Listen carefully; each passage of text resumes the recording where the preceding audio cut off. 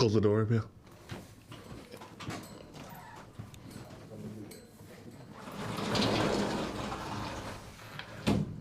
Okay.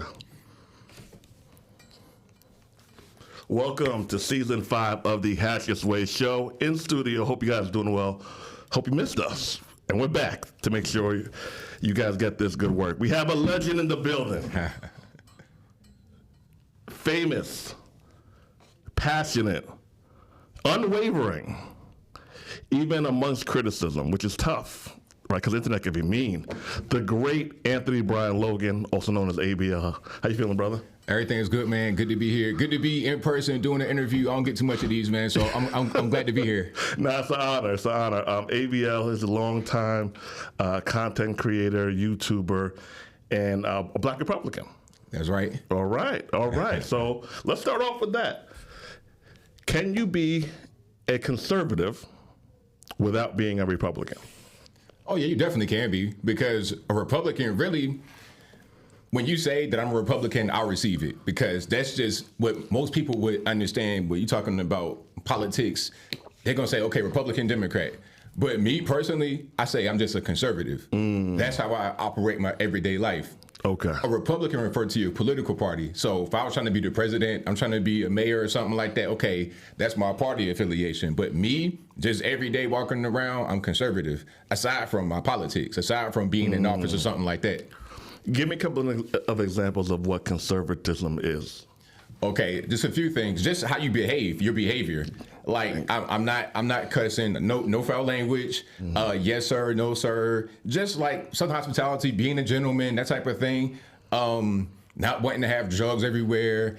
You know what I mean? People smoking weed all in the, like Sexy Red. I know you probably saw that. Where Sexy Red, yeah. Where she tried to go to the school smelling like weed. Who booked her for, was it a high school or middle school? I think it was middle school. It was like little kids. I hope it wasn't elementary, because good grief, you got 6-year-olds. But stuff like that, I wouldn't be behaving like that. That's the main thing. And of course, Second Amendment rights. You know, in Georgia, I know everybody got that thing going on. So everybody. So I'm going to have mine too. So just, that's some examples right there of what it's like to be a conservative. Okay. Trump. Did Donald Trump, first of all, are you supportive of Donald Trump? Oh, yeah, for sure. Okay. Did he input any systematic things that set black people back when he was in office? No, not at all. Not in the least bit. People will say things like that to me, but I'm like, okay, pointing it out. Tell me the thing that he put in policy that held us back. And in reality, Trump was an honorary black person until 2015 when he came down the escalator with Melania. He was an honorary black person. Look, I don't know if you remember G Unit Radio. Yeah. He was on G Unit Radio with Yayo, not even 50, in studio. Like how we talking right now, he was in there with Yayo, no 50 around. Wow. So it's like, come on. And then, of course, he was in Fresh Prince. He was in all these rap songs, his lyrics. Bill Gates, Donald Trump, let me in now. But like Donald Trump, like he was an honorary black person. We all loved him. And then once he became quote unquote Republican, now he's a racist. But then when you say, hey, what did he do? They grasping for straws. And that's what I look for, because I'm cool with people not liking me, right? And let's just say, I'm speaking in my own words now, let's just say that he is racist. If you don't have policies that set us back, you just don't like me. That's it. That's all. Which I'm cool with. Right, that's fine. But then don't make up stuff and say I set you back. It's like, no, you just don't like me, and that's okay. But just say that. I dig it. Is he going to win? Let's go around. I think he's going to win, because I think people voted for Biden because they were afraid of Trump coming in again. But now that we see what Biden is doing and some of these failed promises, like one of the main things with the student loans, and now you're trying to bring it back, talking about, hey, check it out. I know I didn't follow through the first time with the student loan thing, but vote for me again, and I promise I'm going to do it. So people already see that he's not really what he could have been. Yeah. So let's go back to Trump and get him back in office, because people remember when Trump was in office, things were better. Aside from the pandemic, but the whole world was impacted by the pandemic. I don't think it was really fair to blame that on Trump, because every country in the world was affected. But aside from that, we know that it was better under him than Biden. What has Biden done to push our race forward? To push it forward? To push it forward. Oh, man. I have nothing, man. I'm drawing a blank. I don't see things. I know some things done to push us backward. What's that?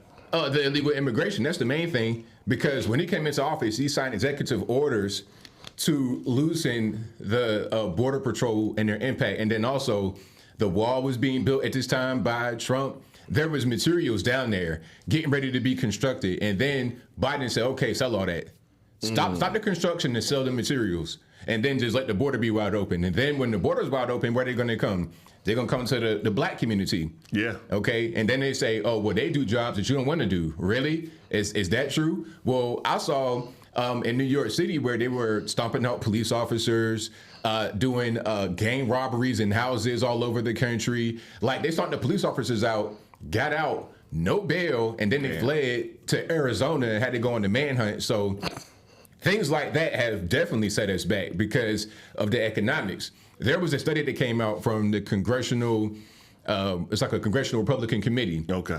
From summertime of 2022 up until right around right now, migrants have cost us $450 billion with a B, $450 billion.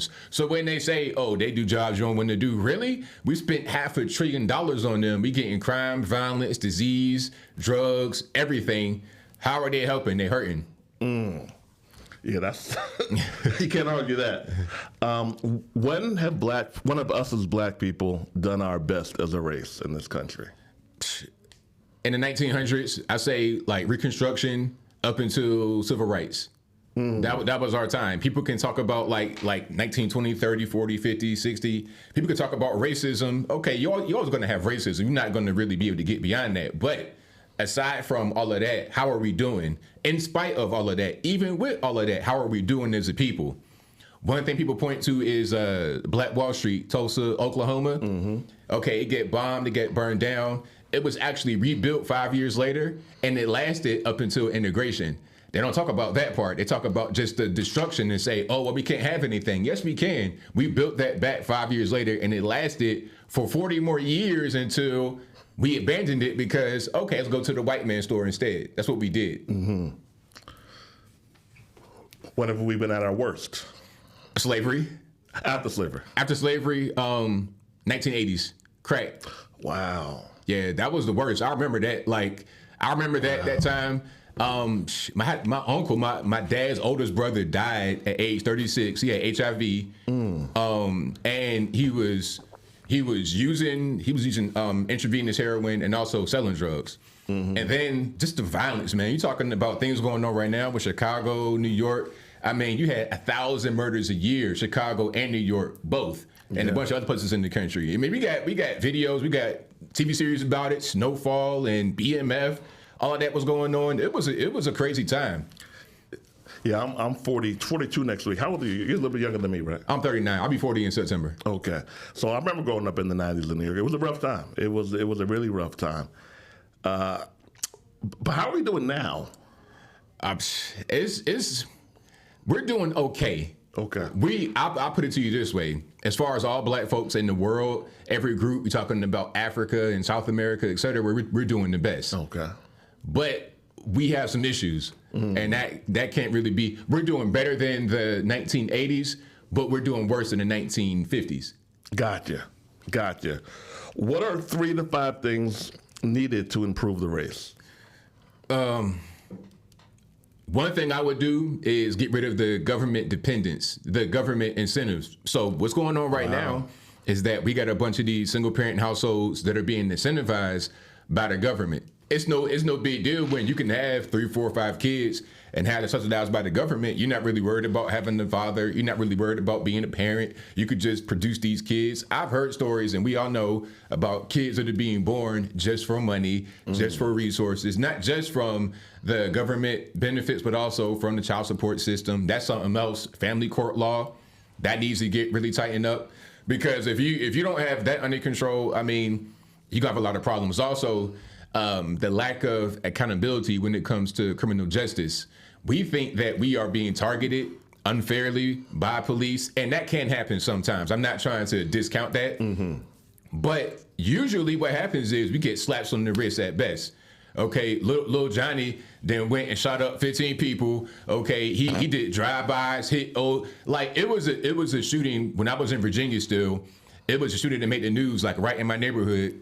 They were shooting for like, I felt like it was an hour. I don't know, I'm exaggerating.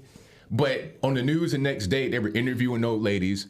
Lady was like, I was in the kitchen cooking, the bullet went right past me, hit the microwave. I mean, stuff like that goes on. And it's not even a big deal. We'll see the newspaper. Okay, this amount of people got killed in New York. This amount got killed in Chicago. This happened and that happened. And then the people that do it, slap on the wrist. You get 5 years in the penitentiary. You come right home and do the same thing over again. So we got to get that together. So family court, child support, criminal justice system, and also, what else would I add on there? I would say we got to get a control of our image. Wow. Yeah, control of our image with the media, music, everything, entertainment, get control of our image, because what we put out there, a lot of us try to emulate. We try to be like it. And then when you get new people that come over here, oh, that's how y'all are. That's how you guys are. That's just what it is. Now that fuels racism. You got to control our image. You know, I never thought that ratchet culture, which I do listen to some of the music, right? But I'm not trying to emulate anything. It's just fun to listen to in the car sometimes. I never thought that ratchet culture would be the dominant culture for our women. I never thought that. I'm in shock how far it's gone. Yeah. What's your thoughts on that?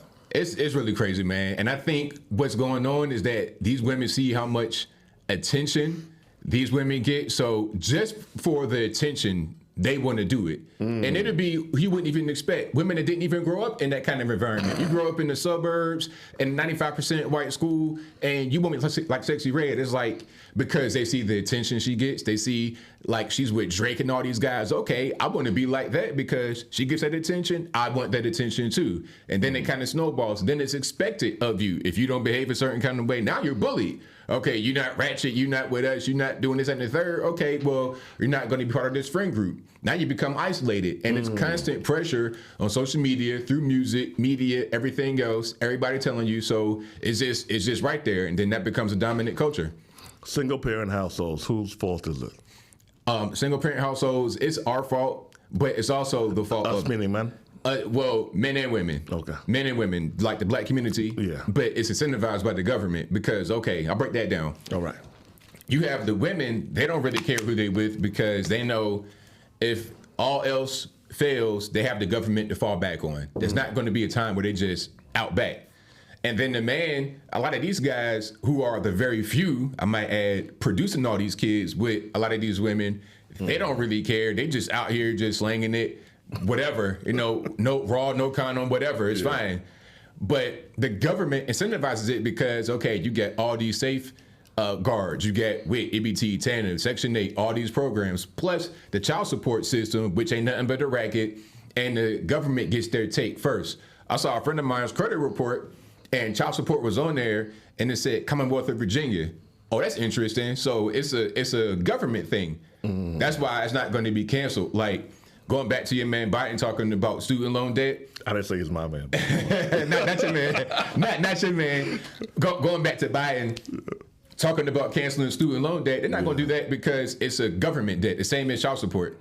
Wow. Usually you can't go to prison for debt. Debtors' prisons are unconstitutional, except for when you owe government debt. Student loan is a government debt. Fannie and Freddie is backed by you. When you signing your FAFSA, oh, you talking to the government. You're not getting a private loan.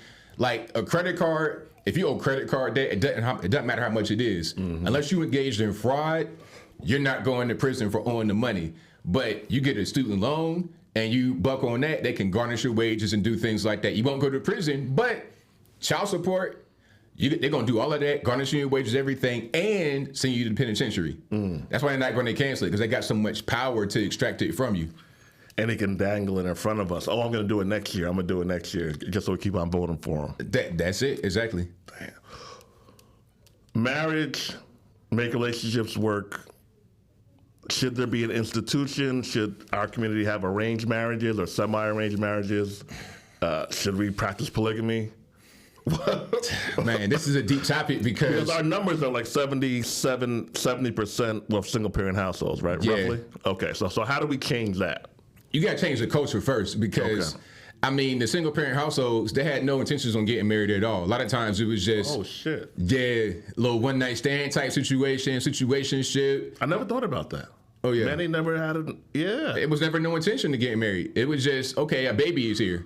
And then the baby grew up like a weed rather than like an actual garden of flowers. It just kind of happened, just kind of get older. Okay, you stay over there, and then that child with no stability, no real family structure, of course, he's going to grow up and do the same thing, and the cycle repeats itself. So you got to change that culture first before we talk about marriage. You got to have a solid foundation of people to have marriage. You can't have marriage with broken, lost, confused, crazy people, high on drugs, alcohol. You can't have nothing like that going on. So we got to tighten ourselves up first. Then once we do that, now we got to go talk to the court system and get some of this stuff figured out, because I wouldn't advise anybody right now to get married legally. I've been talking about the same thing. Yeah. You can do everything else, like literally, like Yeah. Destination wedding. Yeah. Invite whoever you want to invite, but the paperwork, Yes. I don't see it as being a benefit. It's not. It's not. It's just a contract with the government, and it just messes everything up. You know, I've been married before. Yeah. I mean, nothing against her, but I think that the marriage probably killed the marriage. Oh shit! Damn. Yeah. So I think going forward, I'm not going to do that. I'm not going to have the marriage. We can stay together and we can do everything else, but that doesn't work right now in our society. What kind of woman do you date currently, or woman? I don't know how many you got. What's your dating relationship status? What kind of woman do you look for? She just got to be somebody that don't really talk too much. Meaning, how can I say this? I know what you mean. Yeah, you know what I mean? Yeah. So she can talk, but just don't talk me to death when it's not the time to do it. Got you. Okay. And then be more listening, submissive. I always say the whole submissive thing. And that's a trigger word with a lot of our women. They say, what am I submitting to? It's not even about that. It's not even about that. It's a personal thing within her that she should have. Right, exactly. Yeah. You know, be docile. If you like aggressive and wanting to, I'm good. You know, I'm a heterosexual. I'm not into that type of energy. Nothing against somebody that is. That's their thing. Whatever float their boat, but that's not for me. I need you to be like an actual woman. And a lot of us don't understand how to do that. We're raised in these single parent households where the mama was a daddy, quote unquote daddy too. She having all this aggressive energy trying to control her 16-year-old son, which ain't gonna work, because by that time he's already in the street. If he's 12 years old, 13 years old with no dad, he already in the street. So what are you gonna do at that point? She's trying to be all aggressive, and the woman sees that and tries to do that to us. We're like, nah, we're good. Bring back an actual feminine woman. As long as you got that, you feminine, you look good, you're not too up there in age. I say my age range is 24 to 28. That's what I like. Okay, 24 to 28. And the reason why is because once they get a little bit too much younger than that, they get on my nerves. And that's one of the I don't like that. You know, you're getting on my nerves. It's like, nah, I'm good. I don't care how good you look. You're getting on my nerves. You can go over there. Okay. And then the women that's older than that, it's the same thing. They get on my nerves too, because why? Because they know the clock is ticking. And they know, okay, look, I got to have a baby today. I was on a dating app, and the girl was like, look, if you're not marriage minded, I don't even want to go on a date. I don't even want to give you my phone number. It's like, I don't even know you yet. Like, I can't know your name. Like, hello. Like, I don't want to do nothing like that. Got you. Does race matter with her? Yeah, I like black women. You like black women? Okay. Yeah. I think some people would be surprised by that. Yeah, I mean, it's weird because people, they just have a perception about a conservative person or Republican. That's the thing that they got in their mind. Like from Key and Peele when they had that skit with black conservatives. Yeah. And, I got to go back to my white wife. It ain't nothing like that. You know, I'm from Virginia, Portsmouth, Virginia, Chesapeake, Norfolk, that area. It's like a really high black population. My neighborhood, when I grew up, was 100% black. To even see a light-skinned black person was rare. Wow. Let alone a white person. Like, everybody looked just like me. So that's what I grew up around.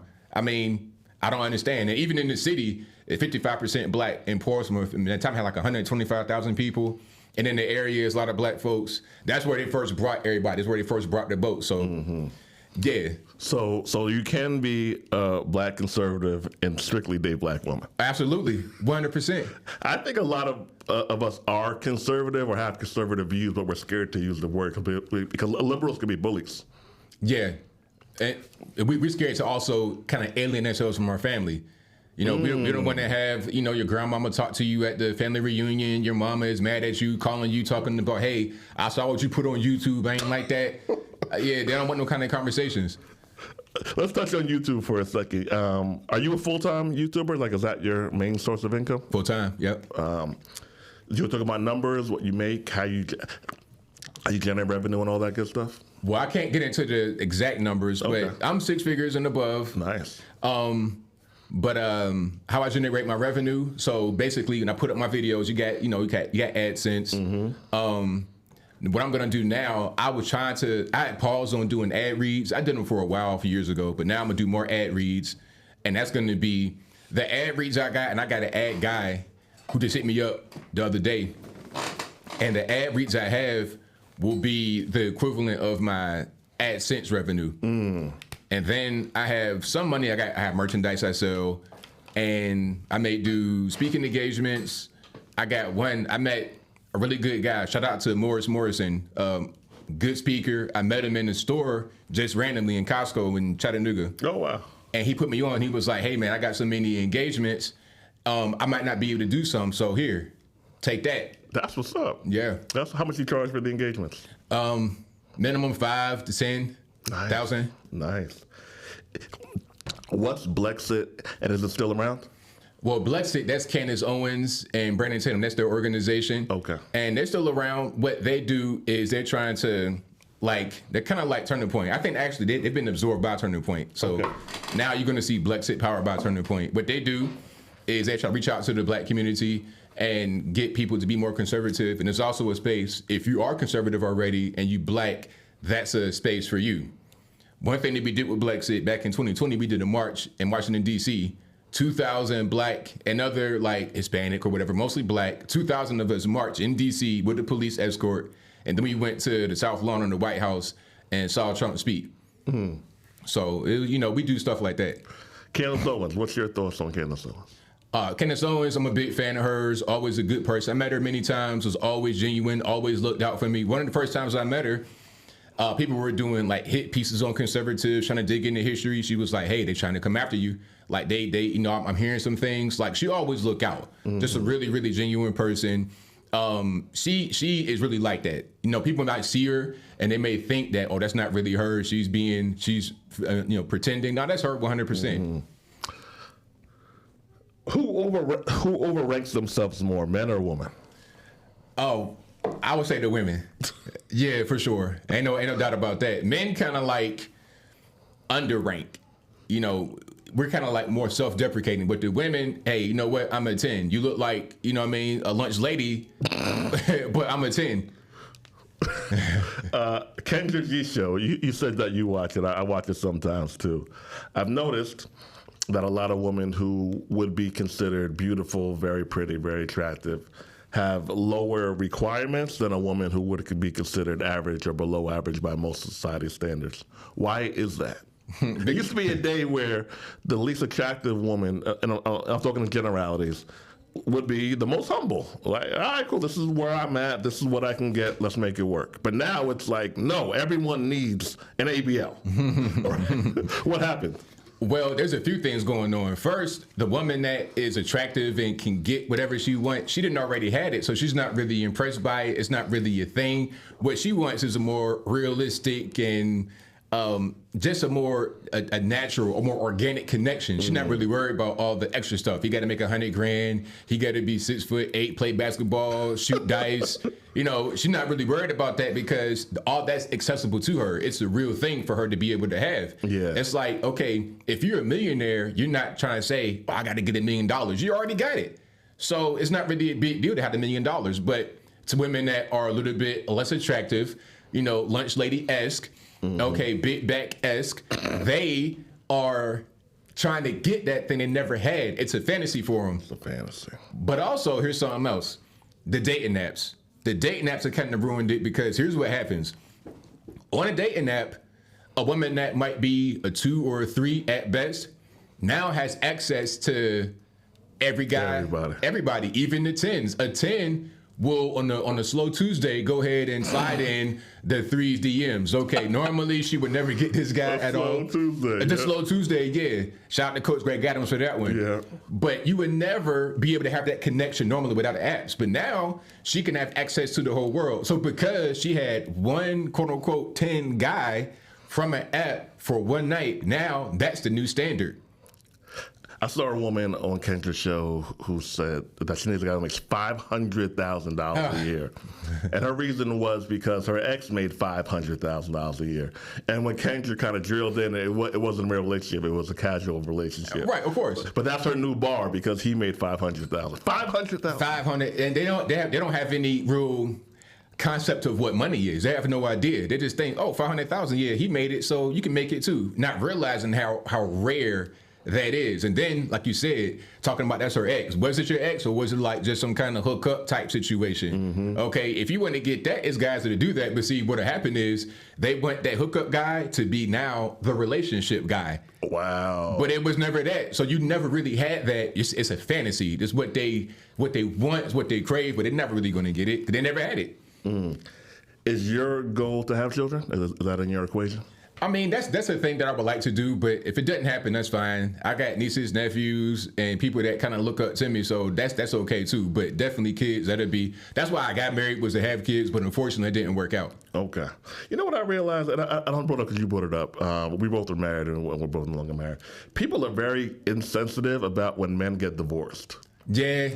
They'll type, and I was supposed to do with you, and they're typing out, oh, I thought you were married. Like, obviously not, if he's talking like right. this. But there's no soft tone. It's not how are you doing. It's just very insensitive. Yeah, they don't care at all. They don't care at all. Now, if it's a woman, it's a whole different story. And then it becomes kind of like the blame game about the man. Oh, what did he do? Did he cheat? All this and that and the third. I got that from some of my family members. Was another woman? It's like, nah, they want like this didn't work out. But yeah, that's one thing.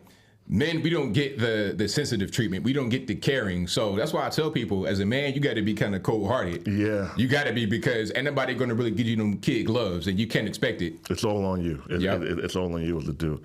All right, so you and I are both pro-relationship, right? So there are people on the web who say, F these bees, screw them, that's it. Like, no dates, who you going to if you have a work event, who you going to bring? And then you have the people who are hardcore, they call it the blue pill. I'm not really into the whole pill thing, but they're maybe overly lovey-dovey and optimistic. What's up with the middle, where people want to build a quality relationship with a quality woman? There aren't a lot of conversations about that. Yeah, because the middle is not as sensational as the extremes. That's the thing. Once you get into the RP stuff, a lot of these podcasts that talk about that gets a lot of views, a lot of attention. Oh, he wrecked her, all this and that. And then you get into the more, soft kind of beta male, kind of LGBT space. Now that's a thing that gets a lot of people that are interested in that. But the regular people in the middle, we kind of get ignored in all the extreme attention. It's not as popular. Nah. It's not as popular. You made a video about a transgender woman who was in a Planet Fitness bathroom. Oh, yeah. All right. What's your thoughts on the transgender community? Look, my thing is, what's going on is that the door kind of got open. I'm going to kind of go back a little bit. Yeah, okay. So Barack Obama, when he first ran for president, he was anti-gay marriage. He was like, we're not going to have gay marriage. It's not going to be a thing we do. Once he becomes president, bait and switch. Oh, okay, now I'm the LGBT president. Let's have gay marriage. So then once gay marriage happens, that opened the floodgate. People say, oh, just let them get married. It's just two men, it's just two women. It's like, no. See, that's not what they do. They start at a certain place, and then they keep on going. You got to draw a boundary. I'm kind of going off on a tangent, but I talk about weed a lot because that's a good example of this.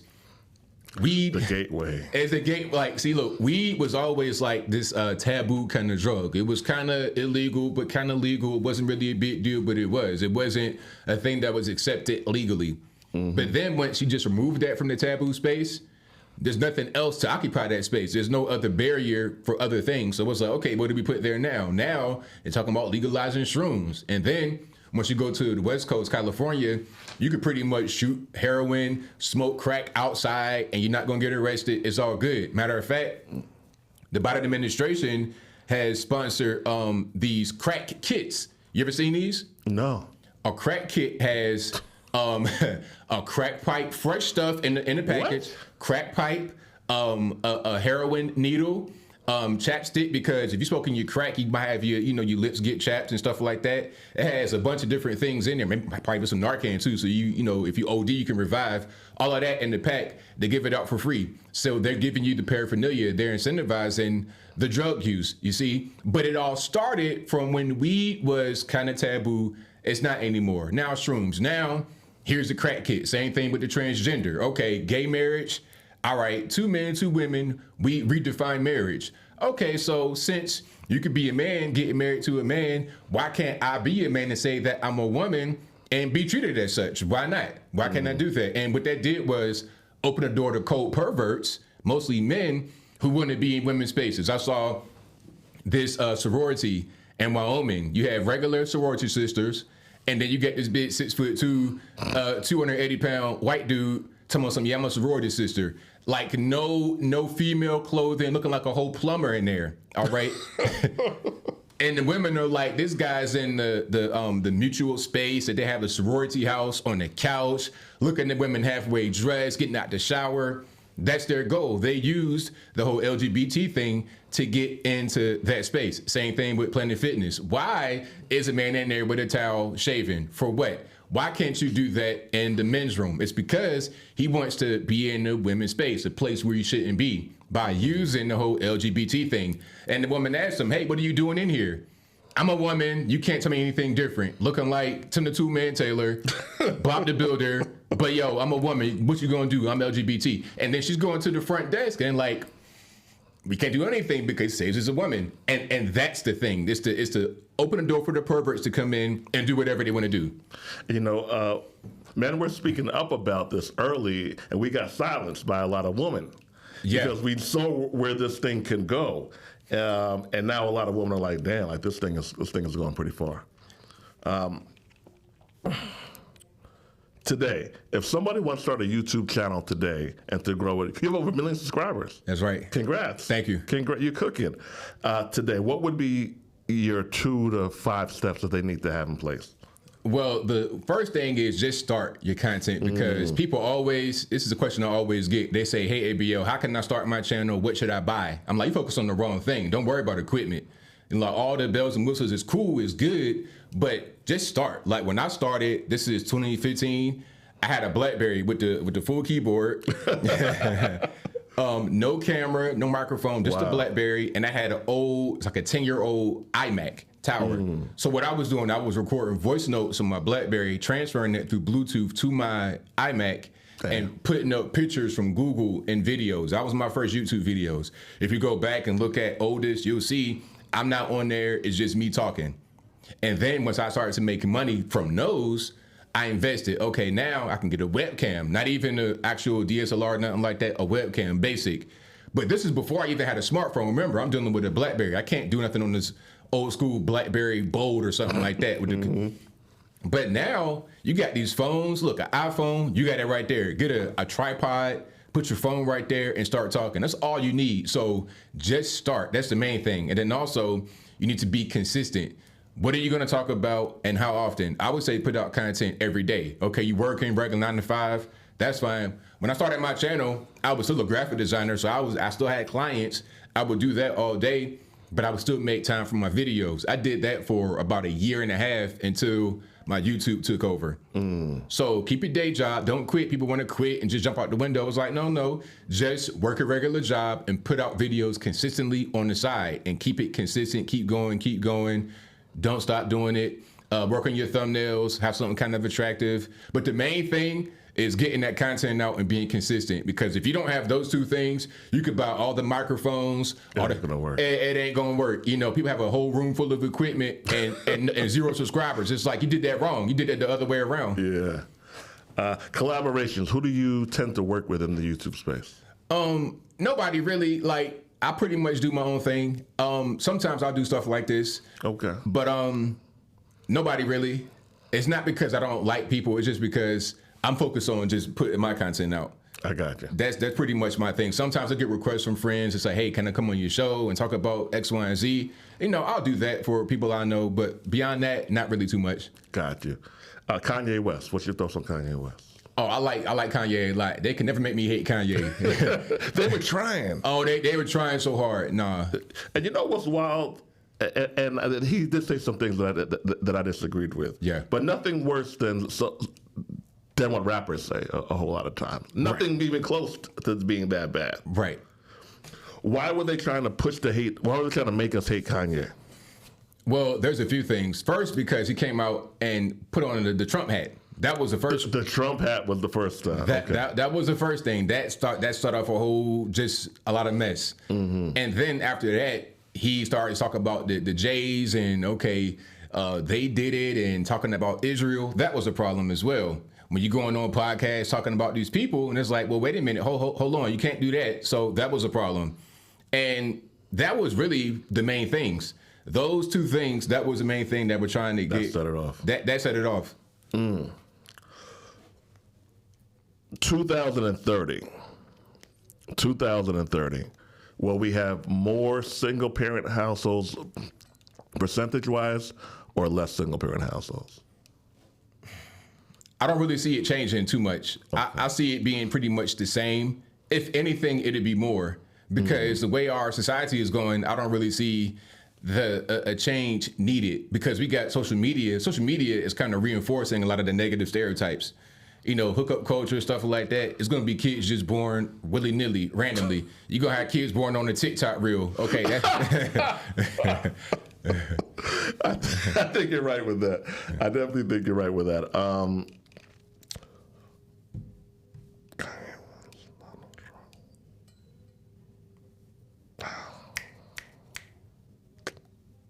Give me a second. The Uncle ABL channel, what's that about? Now, Uncle ABL, that's me talking about more relationship stuff, more finance stuff, more lifestyle stuff. Because my regular channel, that's politics. Okay. And occasionally I might try to put something over there that's a little bit different, but then it's like, well, what's this? Like, I'm coming here for the news. They want the news. Yeah. It's like, what are you doing? So it's like, okay, don't even worry about it. Just go over here for that stuff. And so far, it's been really positive reactions. People saying, man, I've been waiting for this. I'm glad you finally did it. And then people also, they can understand that I'm coming from a more balanced perspective. We were talking about that earlier. Mm-hmm. You got the red pill, then you got the blue pill, but where is the middle? Mm-hmm. I represent the middle, kind of more of the more uncle, fatherly advice, just like what's happening with the guys over there at the other spot. I don't know if I can mention them. Fresh and Fit. Yeah, you can talk about it. Yeah. Just like what's going on with that. It's like all the things that Walter Fresh is doing wrong, I'm pointing out. It's like, okay, you in Miami, Florida, going raw, and these girls that allegedly could be possibly escorts. I mean, you gambling with your life. But regardless of what she got going on, keeping the baby or not, it's like, do you even enjoy your life? Because you're talking about some of the highest HIV rates in the country. What are we doing? And then if she's pregnant, you calling her a 304, you calling her a BITCH. It's like, you getting off on the wrong foot. Like, that's going to be your baby mama. She going to have that to use against you. The lawsuit's coming. He's going to get tore off just from the lawyer fees alone. He's doing everything wrong. And then one of the main things is he bucked on her. So this is the Vince McMahon syndrome. Did you hear the whole story about Vince? I heard it, yeah. So to make a long story short for everybody watching, Vince McMahon, the former, I guess, chair of WWE, he had a young lady allegedly, and there was some sexual stuff going on, a lot of different things happening. And at the end of it, he was like, check it out. I'll pay you $3 million. I know we've been doing a lot. I will give you $3 million. That was the thing. But he only paid her $1 million and then ghosted her. Oh, no, can't do that. Oh, you wanna buckle me? You would take my $2 million? All right, well, boom, here go this lawsuit. And this whole empire came crumbling down. All because he promised something and didn't deliver. Same thing with Fresh from Fresh and Fit. I'll rent you a apartment on Miami. Fit even admitted he didn't do it. Oh, you bucked on me? I'm a Chinese national. I might not even be a citizen, and I'm trying to be here in Florida with you. I came from China to be here with you, and I can't get this apartment, and I'm pregnant. I'm keeping this baby, and I'm suing you. That's how it works. What would you have done if you were him? If I was him, number one, there's a thing called condoms. That's the that's the first thing. I mean, good grief. And second, the women I'm with, you would never see. I saw a post on social media, and the girl was like, "Oh, why doesn't he post you? You don't like you. If you don't post you," was like, "Nah, because I don't got time for all of this is happening right now. All this negative attention, people asking you questions. Oh, where is this girl? Where is that girl? You would never see her." I had a woman I dated. I shout to Kevin Singh, liquor Kevin Singh. I actually met her in his Facebook group. Okay. There was another woman who I hung out with, but she wasn't interested in me like that. Mm-hmm. It was cool. It wasn't like, whatever. She starts telling the woman or the woman who I was with, her friend, bad shit about me. I'm like, yo, you didn't like me. we did in progress. And that's just meant, like, I would love to say that I get every chick I want. I don't, right? I do, but I don't get every chick I want. And I'm like, you weren't interested. Right. But she's shitting on my next relationship. So, yes, I agree. If you are a public figure and you go public, you need to get ready for people who don't even like you to throw shit on you, man. Absolutely. Crazy. So yeah, don't say nothing. Keep it on the wraps. Do you avoid public figures? If a woman's hot, she's, dainty, cooks well, all that stuff that we like, would you not get with her because she's a public figure? Well, nah, I mean, but she needs to understand how to be discreet. Okay. Because you can be a public figure and not just be all over the place. That's the main thing. But some women, it's going to be kind of hard because, okay, you got Rihanna or something. I mean, you're not going to, anywhere you go with her, they're going to recognize who that is. But if she's not super hot like that, then you can kind of be more discreet. That's the main thing. Don't be putting me on your story and posting pictures from the bed and all that. Don't be doing all that extra intimate time type stuff. As long as you ain't doing that, then we good money. You know what I hate when a woman posts like an image over the guy's face? Yeah. They post a guy, then they just smack a pumpkin on his face. So I'm like, yeah, that's just rude. I'd rather you would just not post me at all. Don't even put no emoji on my face. That's some wild stuff. So, ABL, how can the people find you? How can they support your movement and be part of it?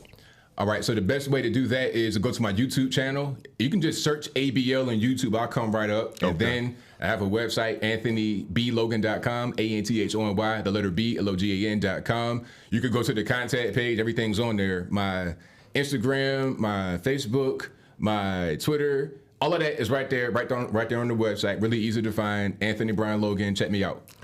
Let me ask you this for the last question. What are some things a man should have in place? Let's say he's hearing us, he's liking our dialogue, and say, damn, man, I just didn't learn this stuff growing up. What are some stuff that he needs to get in place just to be a dude?